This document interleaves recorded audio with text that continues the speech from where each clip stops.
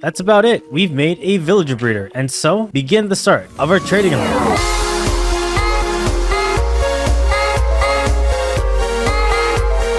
What up, my roomies, and welcome back to the technical guide to Minecraft. And today we're going to be going over void trading, but in order to do that, we're going to have to go to the Kigu testing center. Welcome to Kigu, where safety is a concern. The basic premises of void trading, as opposed to regular villager trading, well, let me demonstrate. Let's go head over to our testing buddy. So we'll call him Mike. So Mike here is going to demonstrate for us the differences between void trading and regular villager trading. As most of you might know, regular clerics will trade for you rotten flesh and all the other bits. So if we continuously trade with Mike, eventually Mike is going to run out of trades. And it won't be until the start of the next day or during the day that we can re-up on his trades. Now, because we're in the end, we have no sense of when that is other than time. See, villagers can actually go throughout their day just like in the overworld because villagers go by time, not day-night cycles. Because today is ending, if you look at the top right of the screen right over here, it's 4:09 and the end of the trading day is around 3 p.m. And so, because the day is over, Mike's trades over here, unfortunately, will not re-up, meaning that if we were to go up to him, his trades will lock until the start of the next day, or 0700. Now, we could circumvent this by just waiting the entire day, but because we're in the end, and because this is an SMP, time here is independent from the overworld and the nether. You literally have to wait until the in-game time for the end runs its course. Or we can just do unlimited trading through void trading. Now, this is the main difference between regular villager trading and void trading. And let me demonstrate this before I explain the mechanics behind this. So I go into this water, and right before I go into the hole to teleport back to the main end island, I still am trading with Mike. But Mike's no longer here. Mike is in a different location, thousands of blocks away, in an unloaded chunk, meaning that for all intents and purposes, he is not in the game, but I still have his UI, meaning I can still trade with him. So I trade with him, and like the rotten flesh, it's now locked. Similar to how the villager trading, when I do the void trading, the trade eventually will run out of inventory because there's only so much that a villager can actually trade with. But the good thing about unloading dear old Mike here is that if we look at Mike, his trade is still up. So as you can see here, the rotten flesh is locked up still, while the redstone dust is actually able to trade with. Now, it doesn't matter how many times I do a void trade, I can just trade with them again until it locks up. Then I go over to where Mike is, and lo and behold, the redstone dust is still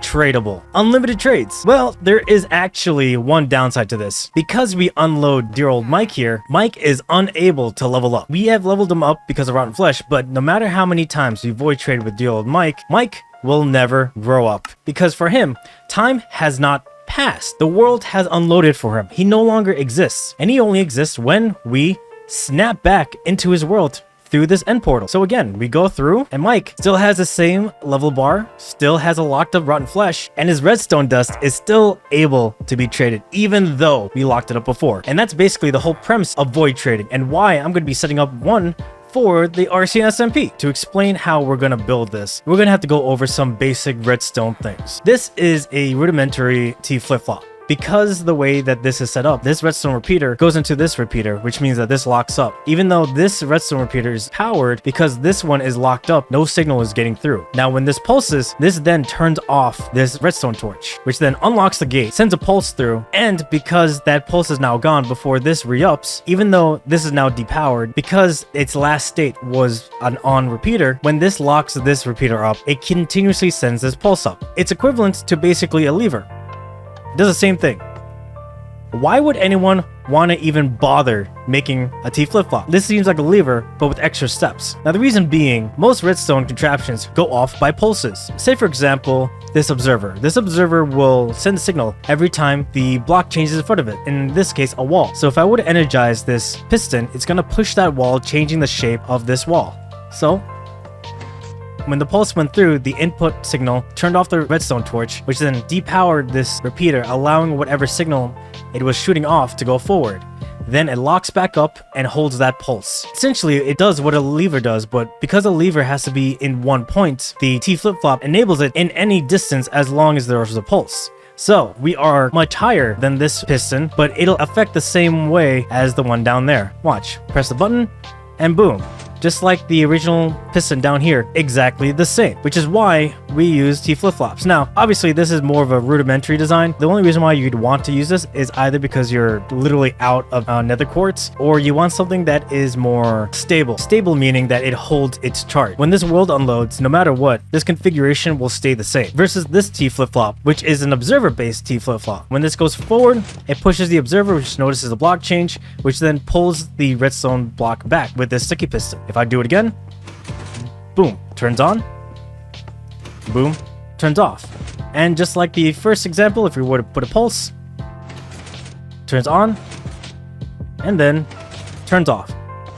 Now, the reason why this is more stable than this one, if the world accidentally unloads, then this configuration can break. But that doesn't tend to happen, which is why people don't tend to use this sort of, to be honest, archaic version of a T flip-flop. Now that we got over the basics of T flip-flops, let's move over to rails. Rails are interesting in the fact that depending on the power put onto the standard rail will dictate whether this rail will go left or right. So right now it's unpowered. If I were to power it, it now turns to the right. This really changes depending on the north, east, west, south it's facing. And for the purposes of this, we're just going to keep it that simple. In the previous episode, I went over what comparators do. Depending on what it's comparing will dictate what kind of signal it puts out, because a comparator compares. Now we're going to go into the steps of creating this trading hall. This very specific trading hall. This is basically a demonstration of the end circuit. This is basically where Mike is going to be. If we activate this powered rail, it'll send Mike around this entire thing and head back up to its original position. We press the button, this powered rail turns off, and Mike comes back to original position. This is a different version of that. So right now, Mike is being held by a piston. The piston stays on because of this redstone torch. If we press this button, this turns on. And what this is basically a NOT gate. What a NOT gate is that this remains on as long as this remains off. If power is on, power is not. Let me demonstrate.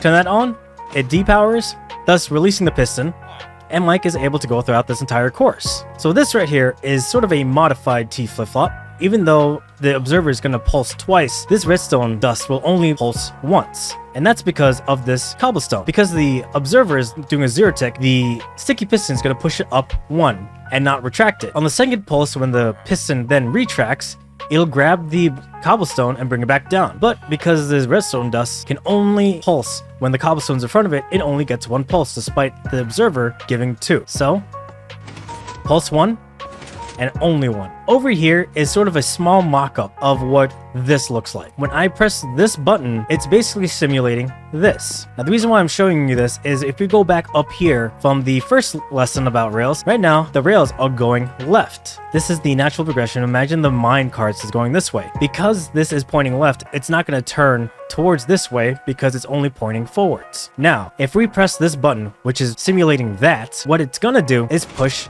the cauldron up. Because the comparator is no longer comparing anything, it's not sending out a redstone signal, making this now look right. So when a minecart's going through, now it's going to get picked up by that regular rail, turn, and drop down. So to sort of simulate, when I press that button, it is similar to pressing this button. So now Mike is going down and ends up over here where we want Mike to be so we can void trade. And then when we're done, we send him back over to the original spot. When he lands over here, we'll have a resetting mechanism to push all the cauldrons back to normal and everything resets back to normal. So when another minecart goes through, it'll just pass through. And that's more or less how this functions. Now, in terms of how many we need 37 librarians because there are 37 different types of enchantment books that librarians can give you. Now, if you want a complete list, I actually have created and compiled an entire list of different types of enchantment books called Kigu's Alphabetical List of Enchantments, which I'll actually link down in the description below. So we have 37 librarians, 1 armor, 1 butcher, 1 cartographer, 1 fisherman, 1 fletcher, 1 leather worker, 1 mason, 1 shepherd, 1 cleric, 1 farmer, 1 toolsmith, and 1 weaponsmith, equaling 49 stations. And we're going to divide that by 13, 13, 13, and 10, or 5 by 5 for short. Now, the reason why we're dividing 5 by 5 is because in between that 3 space area is actually going to be the entrance and the walking area that we can go enter the void trading hall. So to sort of give a small idea of how this is going to look like, right here is a small mini mock-up. So this is the end gateway. So we end up over here, and over here we have 5. So 1, 2, 3, 4, 5. Then we have the 13 on one side, 13 on this side, 13 on this side, and finally 5 on this side, with that opening spaces in between for us to go in and out of. Pretty simple when you get to it. Quick interruption. I know that only 10% of you actually subscribe to this channel. Watching this long, I must be doing something right, so if you like this video, hit that like button and please subscribe to this channel. Any support helps, and these videos take a bit long to make. Thank you so much, and back to the video. So this is the marker 1.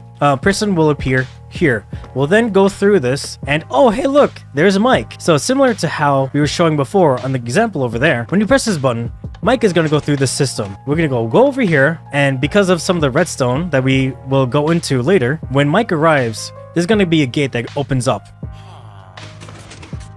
And there we go. When the lights are on, the gates are up. Now, because this is a skeletal model of what it's actually going to look like, obviously this is not a complete gate, but this is more or less how we're going to keep people in to not interfere with the void trading while someone is trading. So let's say we're over here, right? Similar to how we were doing it with Mike earlier. We're gonna go down and trade with him over and over until we're done. And then when we're done, we're going to press this button.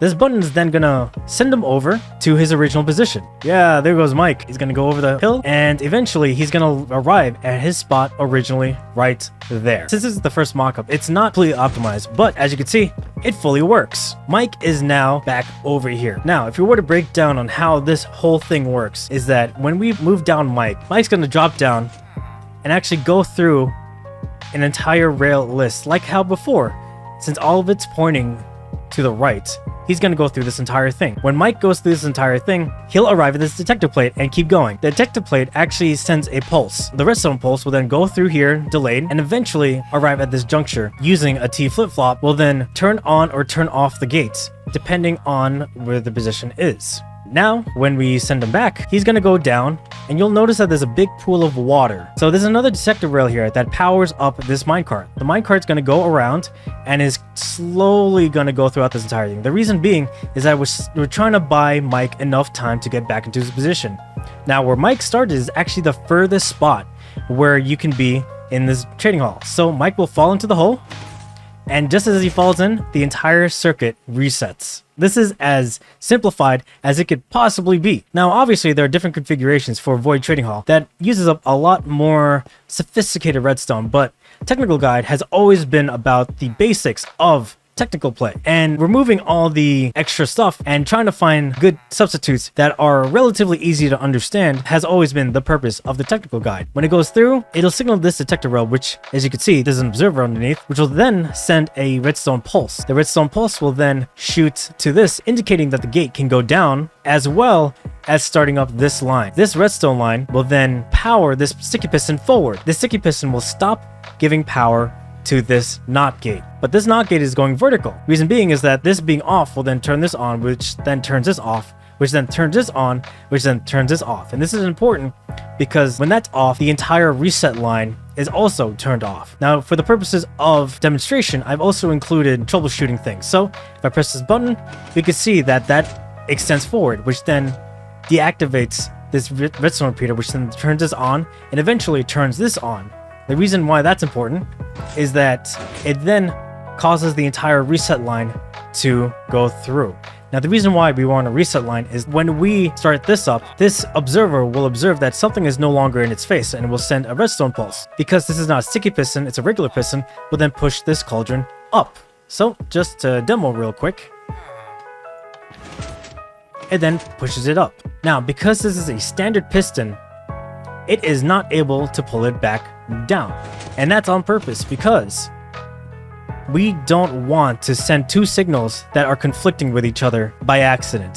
We don't want to inadvertently break it. So when someone presses it, they just have to run back over before the gate closes, obviously, and run back over here. Now, when you press and sends Mike back to its original position, you'll watch as this slow minecart will make it through this entire thing.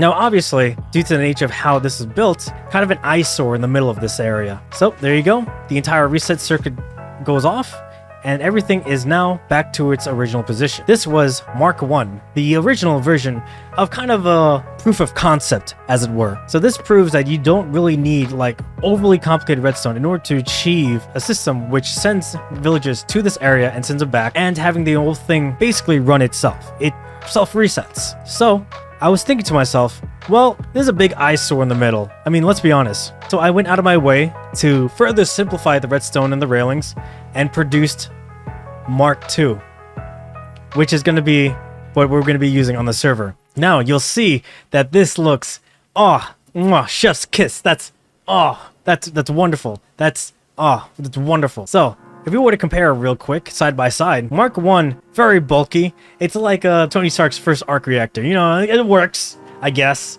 And then you have like Model 2. It's like, oh yeah, now we're playing with power. Obviously, there is no like gigantic pool in the middle. There's none of that, because I used a different method to try to time things properly. We're going to send Mike down, move our way back over here, and right now we're just demonstrating that this works as well as the Mark 1. Now the reason why there's also a delay is because in the event that, let's say, the person is like on the other side, we want to give the player enough time to actually run over before the gate closes. So if we send him back, and eventually Mike is going to show his face on this bridge over here. Oh look, there's Mike. Mike is going over, and then we'll eventually go back to his normal position. And then you'll see that there is quite an aesthetic reset line. And the gates are open, and we're free to go. The basics of this are pretty much the same. How this works is like the first one, he falls down. But if you look over here, Mike would have originally fell down outside. And I thought, man, that's a lot more rails and a lot more things to do, just because it's a bigger dimension than having it on the inside. So alternatively, I had the box that he falls in on the inside, thus decreasing the amount of rails that we would need overall. And then having everything connect in the same way as the first one in such a smaller area, it takes up a lot less resources and clears up the middle and the outside, which is really nice to have. So Mike, let's send you back over, and then we'll wait over here for him to come over. And like how before, and you'll notice there's no above line reset line. This time I use sticky pistons. So right now the reset line is going through, and now the whole circuit is reset. So let's send him over. Even though he's the furthest from this position, he's already over here. So what this does is that it'll send a slowdown minecart over, which will then pulse this really long repeater line, which will then pulse this T flip-flop, which will then open up the gates and let the player know that it is safe to void trade, all without using that hideous area in the middle. We will send Mike back, and you'll notice that this is the only water pool here. There's no gigantic water pool like in the first one. And the reason being is just because of basic minecart mechanics. In the end of the day, sometimes simplest is best. When a player or a villager falls on a slime block, they actually don't receive any damage, but will tend to bounce. Now the reason why Mike doesn't bounce is because he's in a minecart. And because he lands on a rail, he actually receives no damage when he falls. So this is the worst case scenario with the highest drop. Mike safely lands on the floor without receiving damage. When a minecart has an object inside of it or mob inside of it, it'll move faster than a minecart that doesn't have anything in it. And we'll demonstrate that for you real quick. So Mike is going down, and we'll now race this minecart. And even though Mike technically has a much longer way of getting through this entire line, you'll see his distance from the original minecart gets further and further away. So Mike will reach his place before the entire place resets. Now that was quick, but what happens here is that minecart hit that detector rail. And remember, detector rails give redstone pulses. It'll pulse this whole thing up, which will then make this NOT gate activate. Since this turns off, this turns on, and thus starts this entire line of redstone repeaters to then start activating the pistons. And because this is not a zero tick, it'll push it up and pull it back down, thus resetting this entire thing back to its original configuration, thus saving a lot of space. That whole thing over there, not necessary anymore. We've cut that down. Now that we've gotten over it, we're going to go back over to the technical guide world, also known as the RCNSP, because before we do all of that, we need to get a specific villager in order to make this whole farm even possible. We need to get a fletching villager that gives out arrows of weakness. Well, my roomies, that's it for this episode. If you enjoyed this video, hit that like button, subscribe to see more, and I will see you all next time. But until then, I've been your #1 and most humble host, Kigu. Bye-bye.